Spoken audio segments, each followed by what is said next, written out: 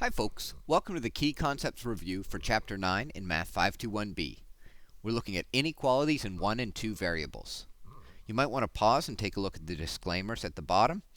The main one that I want to bring your attention to is that this is meant as a review after you've learned the material. If you're teaching yourself the material for the first time, you may find that a channel like Martin's Math, which is a great pre-calculus 11 resource on YouTube, that might work out better for you. Let's dive in. We've got linear inequalities in 2 variables to start with. So that means lines, but we're looking at x's and y's. A solution to a linear inequality in 2 variables is the set of all ordered pairs that satisfy the inequality. And usually that means an infinite number of points.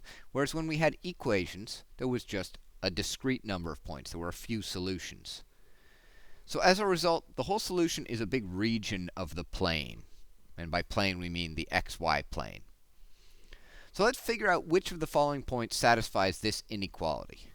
And the way to do that is just like we did with equations. We sub in our x and y.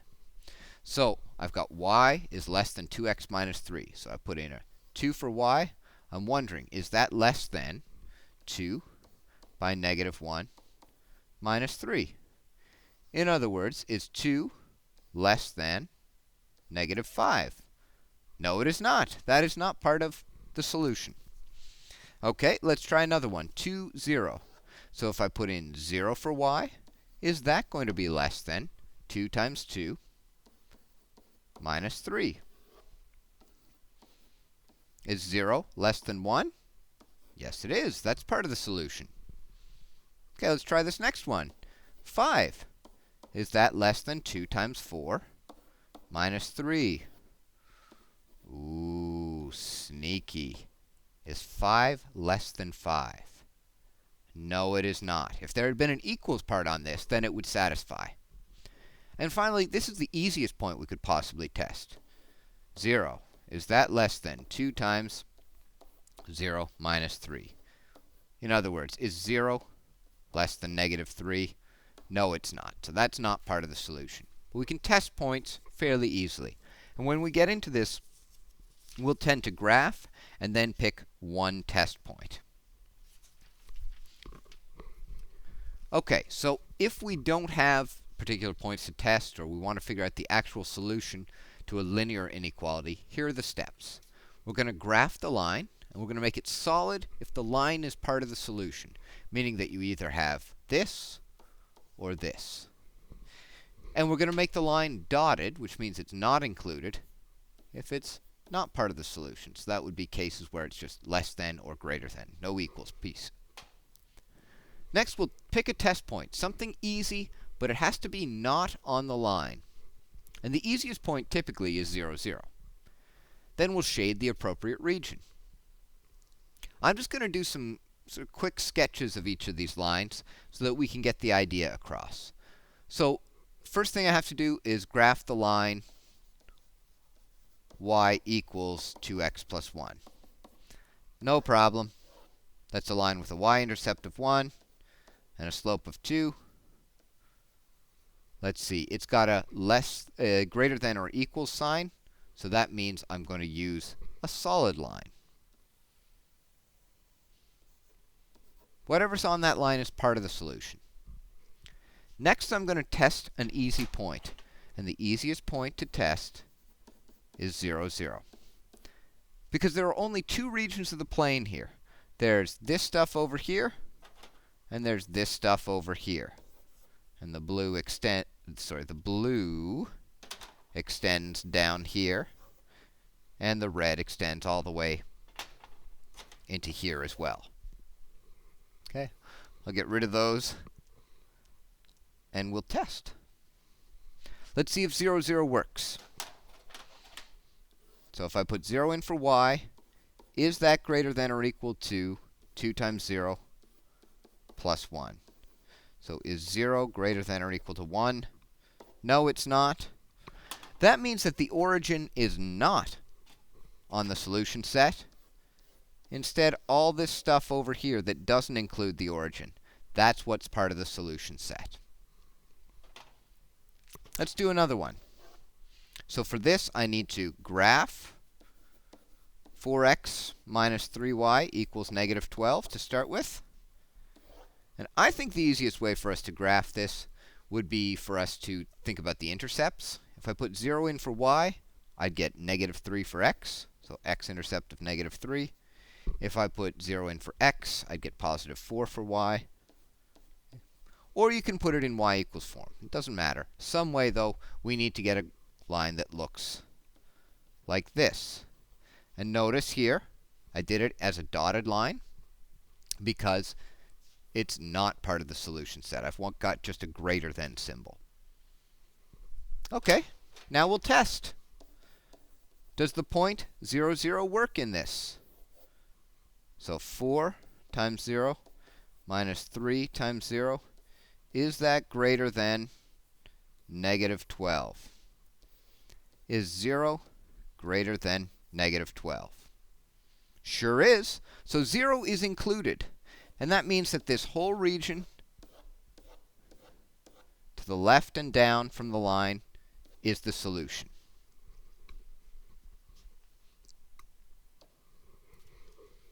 The next thing that comes up in the chapter is quadratic inequalities in one variable. So you know it's got one variable because there's only an x involved.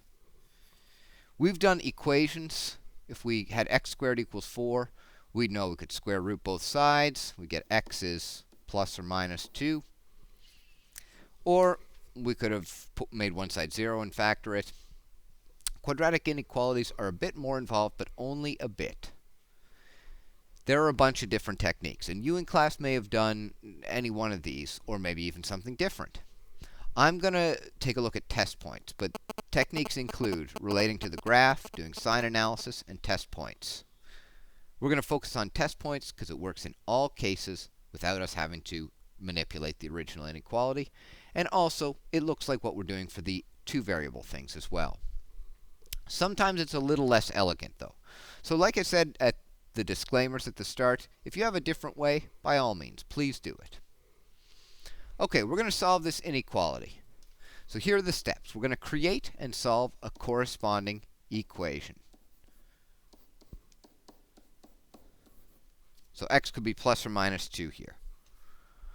We're going to draw a number line, and we're going to mark those numbers 2 and negative 2 on the number line.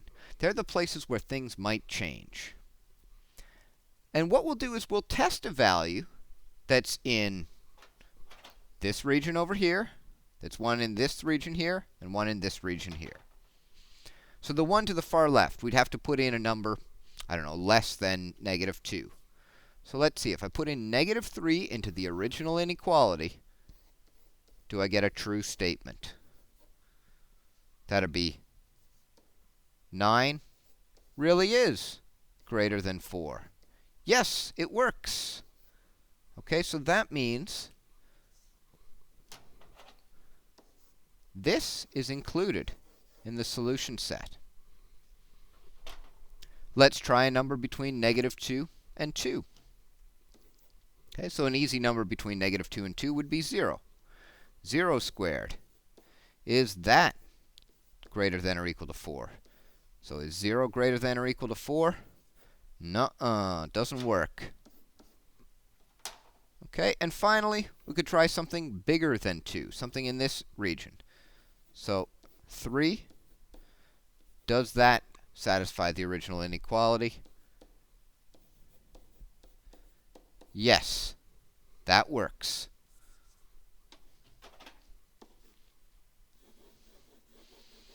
Now, the question also becomes, do we include the 2 and negative 2? Since we have an equals on here, we also include each of those. Okay, so we fill them in. There's the number line of the solution. The last piece is just to write the solution in some sort of standard notation. So your x's could be less than or equal to negative 2, or greater than or equal to positive 2.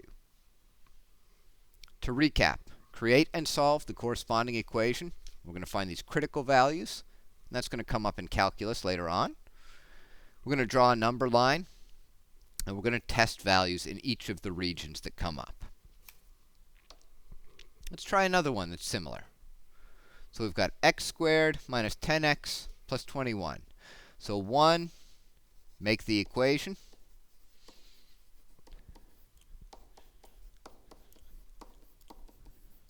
We're going to solve it. Here it's factorable. Okay, so we got x equals 7, x equals 3. These are what we're calling our critical values. We draw a number line. We put the 3 on it and the 7 on it. And then we test numbers. So if I put in, let's say I put in 0 into the original, because that would be to the left of 3. That's going to give me 21 is less than 0. That's not true. Okay, let's try something between 3 and 7. Let's say we're going to choose 5. So 5 squared minus 10 times 5 plus 21. Is that less than 0?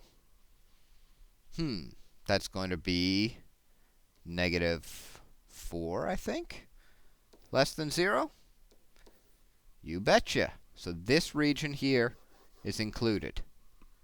And finally, if I put in 1,000,000, obviously it's going to be greater than 0. So this is going to fail. Okay, or I could put in 10 and see that it's not going to work. If I put in 10, I'll get 21 less than 0. That's no good. Last piece is, do we include the endpoints? See, in this case, there's no equal sign, so we do not include the endpoints.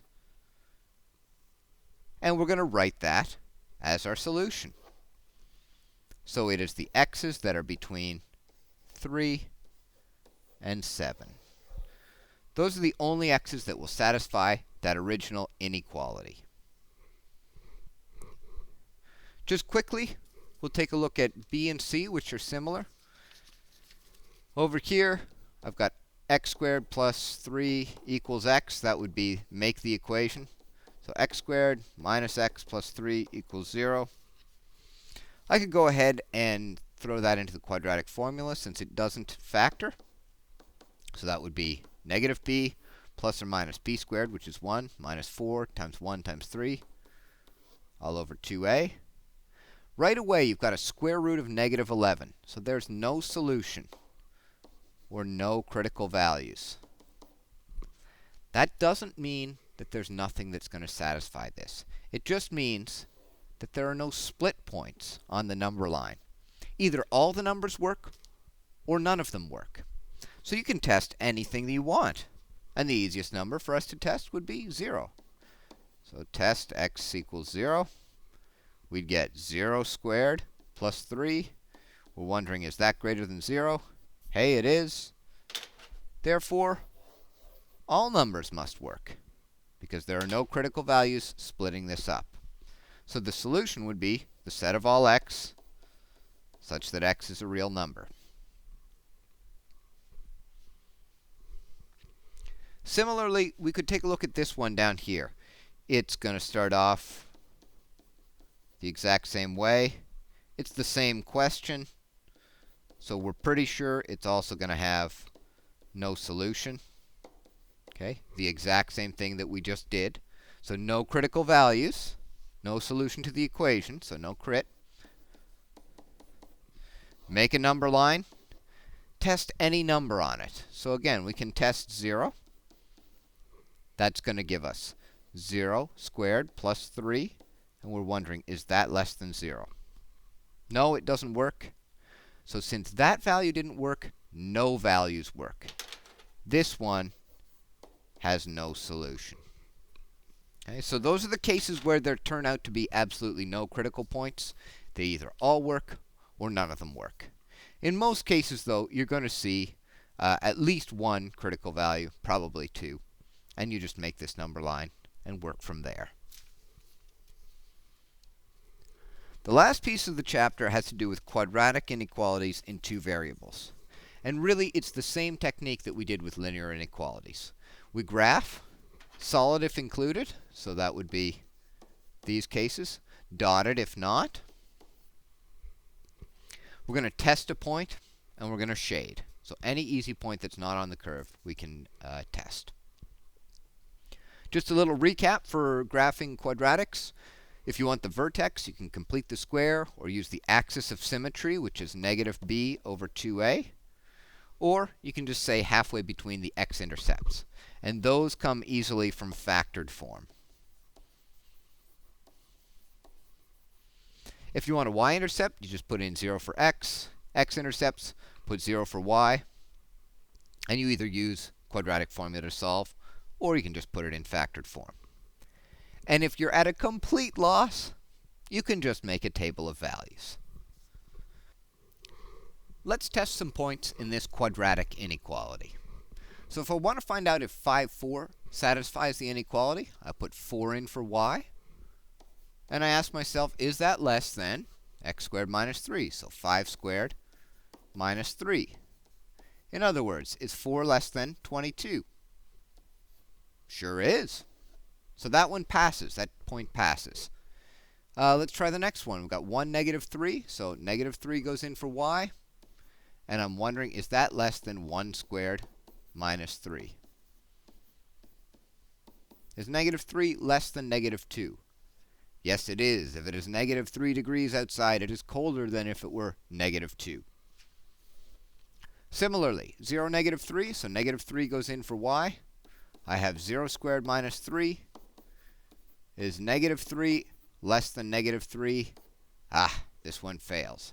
If there had been an equals there, it would have passed. All right, we're going to look at actually graphing each inequality. So step 1 is to graph the parabola. And in this case, we're going to have a dotted graph. Now, there are a bunch of ways that you can do this. You could think of that as a vertex of 0, negative 9.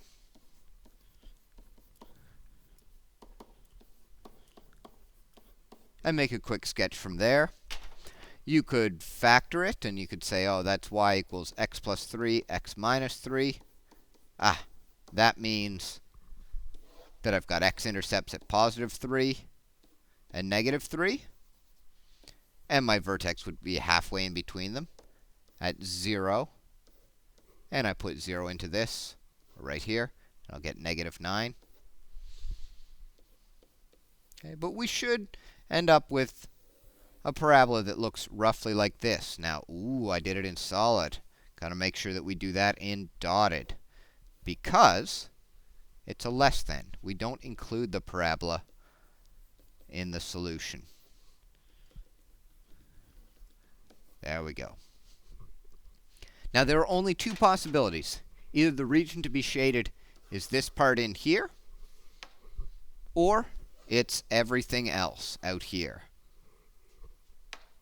And to find out which case it is, we're just going to test a point. The easiest point to test is 0, 0.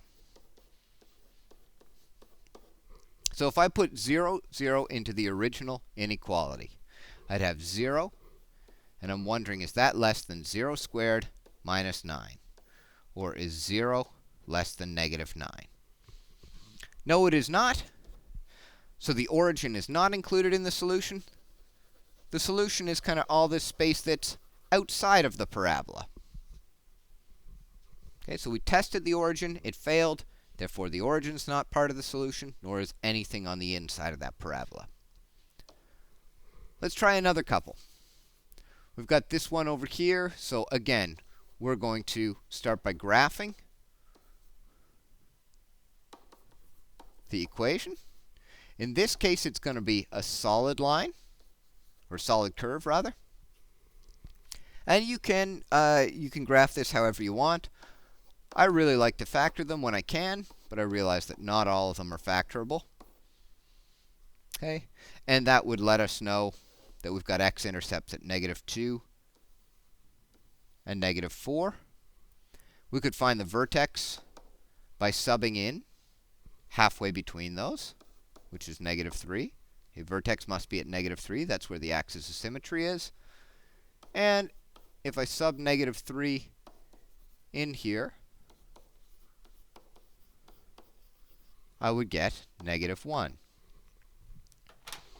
Alternately, if you complete the square, you will get this. X plus 3 all squared minus 1 lets us know, either way, that there's our vertex. Okay, at -3, -1. And solid line. Solid curve, rather. Last step is just to test 0, 0. So I'll go, okay, is 0 greater than or equal to 0 squared plus 6 times 0 plus 8? Or is 0 greater than or equal to 8? It is not. So the point 0, 0 is not included in this solution set. That means it must be the stuff that's inside of the parabola here. Last one. Let's graph this. So we have y equals x squared minus 2x. Again, I like to factor these, but you can do it however you want. That tells me that I have x-intercepts at 0 and 2. I would have a vertex at 1. And if I sub 1 into the original equation right here, I'll get -1. Solid line, or solid curve rather, we get this. Now here's the rub. We cannot use 0, 0. 0, 0, not a good choice, because it's on the curve. So you can choose any point that is not on the curve, and it will work well. I would just choose the next easiest thing. How about we test 1, 0? Okay, and we're going to put it back in here. So we'll have 0 is less than or equal to 1 squared. We're wondering if it is. 1 squared minus 2 times 1. Or is 0 less than or equal to -1? No, it is not. So this point right here, it fails.